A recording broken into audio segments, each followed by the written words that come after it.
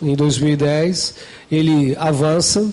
Agora, por exemplo, estão sendo criadas tarifas diferenciadas no sistema de trens e metrô, que nós chamamos de tarifas sociais, e o bilhete ele vai também abarcar a diferença, ele vai cobrir a diferença de quem utiliza a viagem simples, né, utilizando os modais de alta capacidade.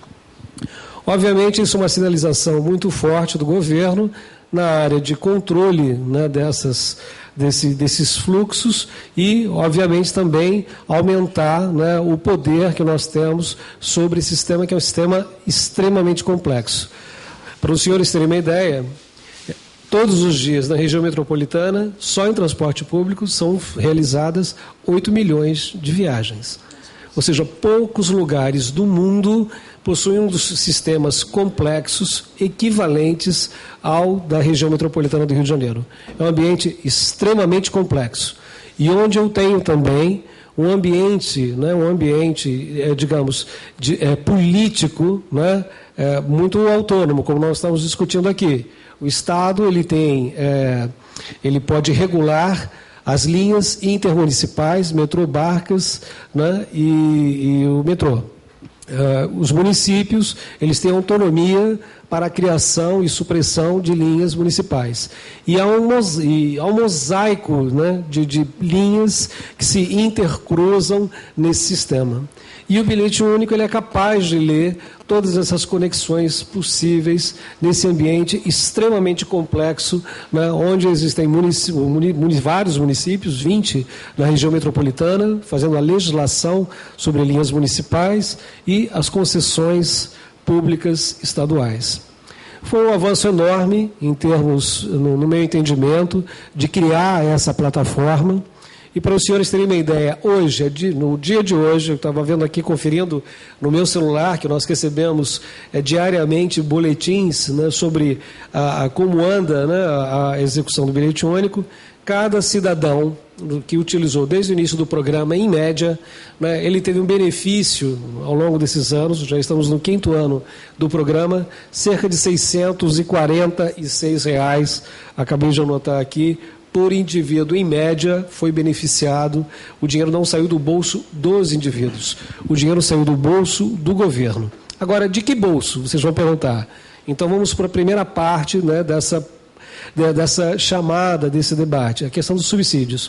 O dinheiro sai do Tesouro Estadual e, principalmente, do Fundo de Combate à Pobreza.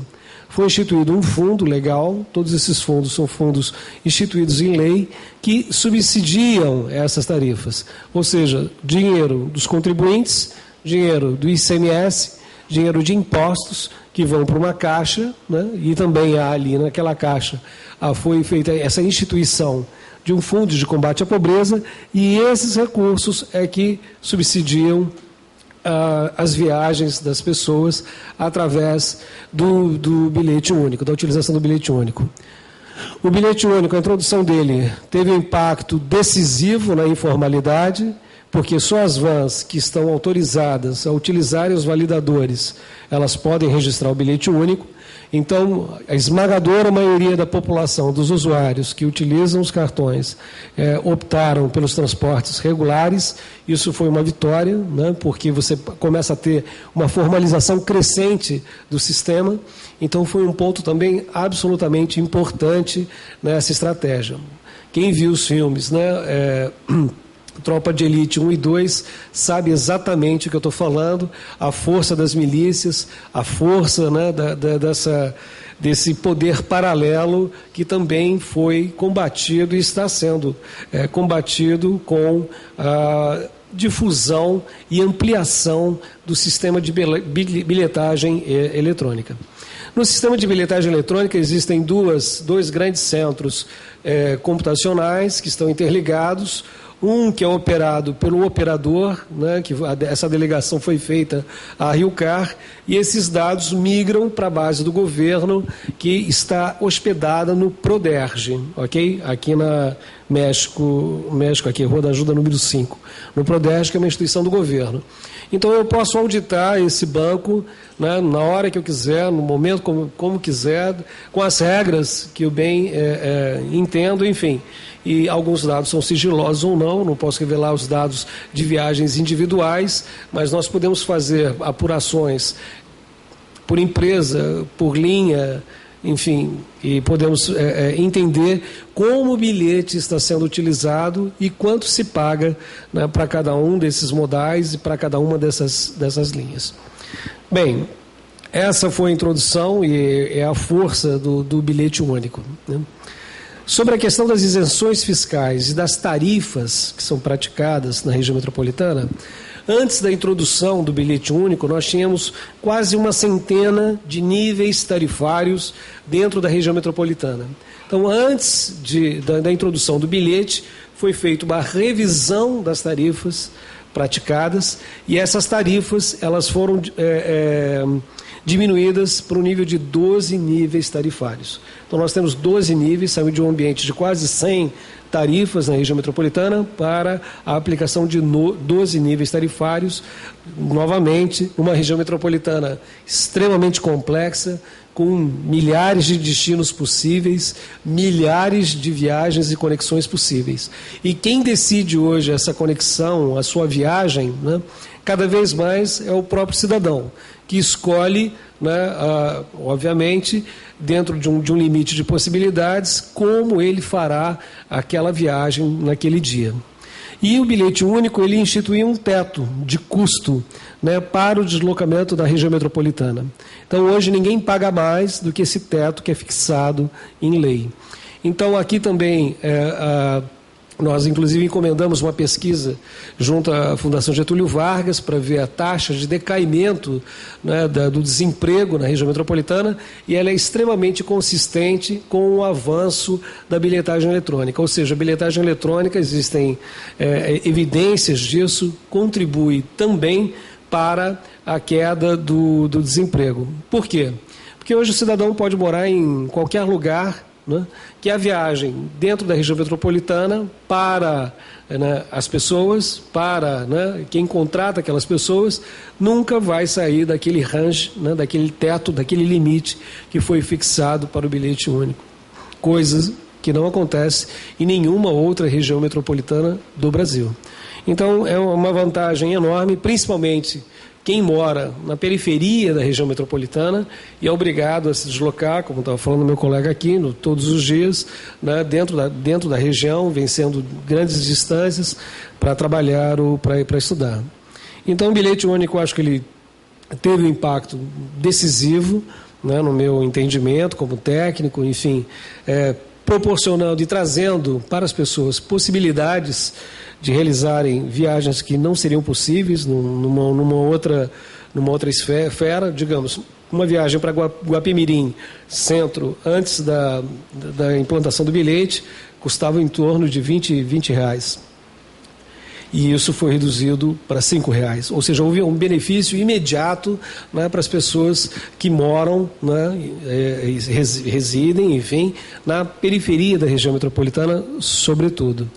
Então, impactos positivos nós observamos em vários municípios, como Duque de Caxias, Nova Iguaçu, Guapimirim, Magé, São Gonçalo, né? Impactos também no aumento de emprego e renda nesses municípios. Ou seja, do ponto de vista estratégico, né, a política foi muito, muito adequada. Em linhas gerais também gostaria de falar sobre a questão das isenções fiscais, como funciona isso nos outros países, né? Por exemplo, a indústria, essa questão dos transportes públicos, né, é altamente subsidiada nos países desenvolvidos. 60%, 70% às vezes do custo do sistema, ele é pago, né, com impostos. Ou seja, o Estado ele vai, constrói a infraestrutura, subsidia as tarifas, enfim, isso varia de país para país, mas existem alguns que chegam a 70%, 80% de subsídio tarifário.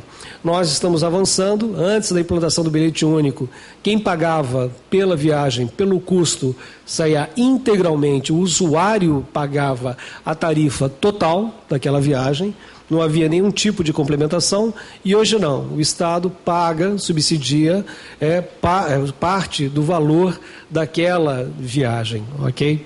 Então nós caminhamos para lá, obviamente a margem ainda do Estado no Rio de Janeiro é relativamente pequena, frente aos níveis praticados na comunidade europeia ou nos países asiáticos, por exemplo, que tem uma inversão, uma contribuição do poder público muito maior.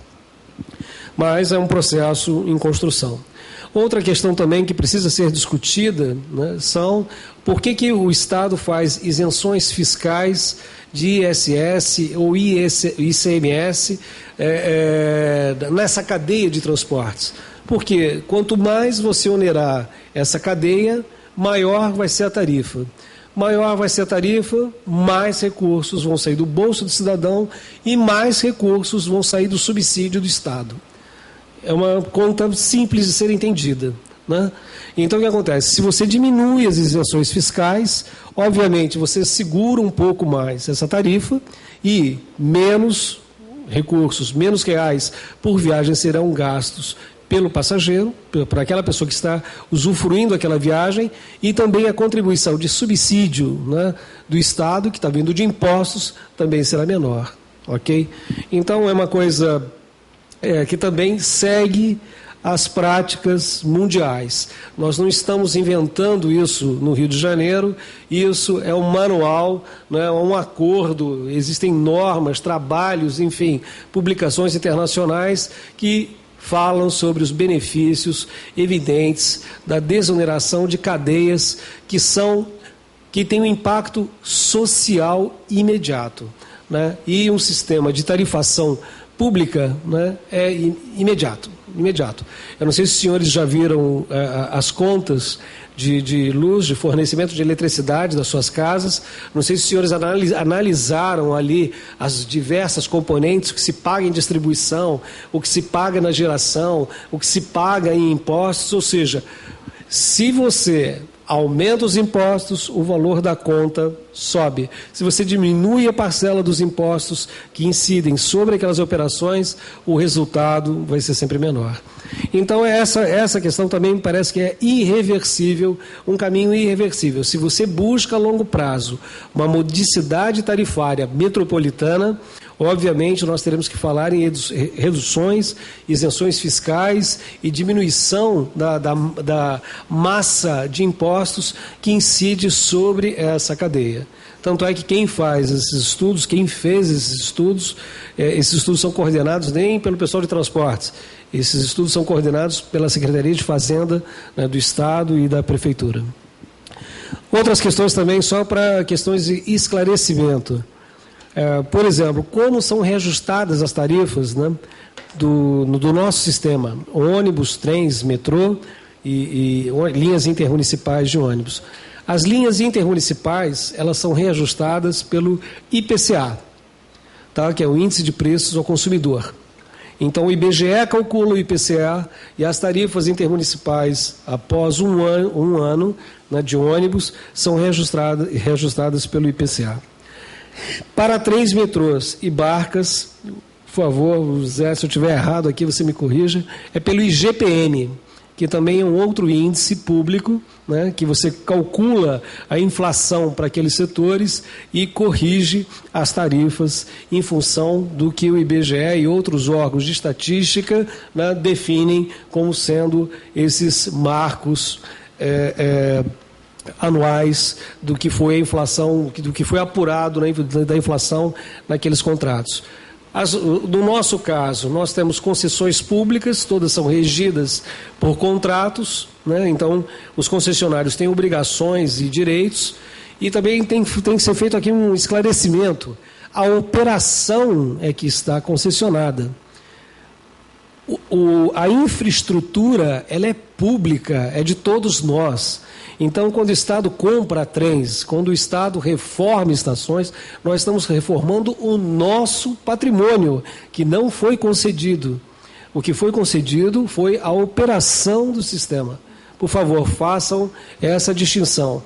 Então, e sempre existirá, porque é impossível você construir um metrô que custa bilhões de dólares, né, simplesmente mediante um contrato de concessão. Nós estamos aqui numa casa de engenharia, os engenheiros sabem muito bem disso, né?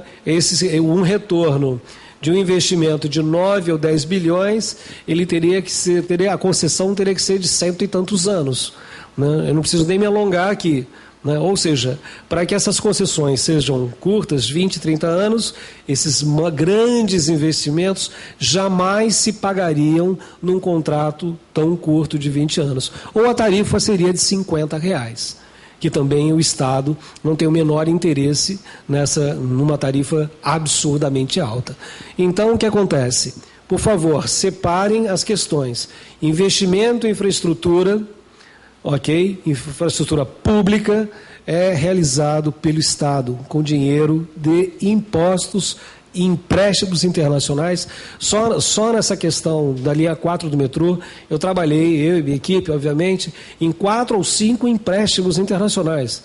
Fora os empréstimos nacionais levantados junto ao BNDES, ou seja, é muito dinheiro. Nós estamos falando de bilhões e bilhões e bilhões de reais. Ou seja, só o poder público tem essa alavancagem para planejar e implantar essas grandes linhas, essas grandes infraestruturas que são muito custosas.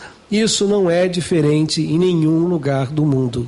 Ok? Só que os países mais adiantados, os países que se industrializaram há mais tempo, possuem, né, já uma história, uma tradição de investimento em infraestrutura pública de qualidade na área de mobilidade há muitos e muitos e muitos decênios, né? Londres estava inaugurando suas primeiras linhas de metrô em meados do século XIX. Quer dizer, não preciso falar muito aqui. Os caras têm 150 anos de construção de metrô e você vai a Londres, eles continuam ampliando as suas linhas. Quer dizer, continuam reformando suas linhas, fecham linhas também, fecham estações, porque a cidade já mudou. Era uma coisa em 1850 e hoje a realidade é outra, né? Existem estações que você pode visitar, tanto em Londres e Paris, que foram já fechadas, porque a cidade de 1850 não é a cidade de hoje. Ok? Então a gente tem que separar muito, muito claramente quem é o que, quem faz parte, da onde saem esses recursos. Ok?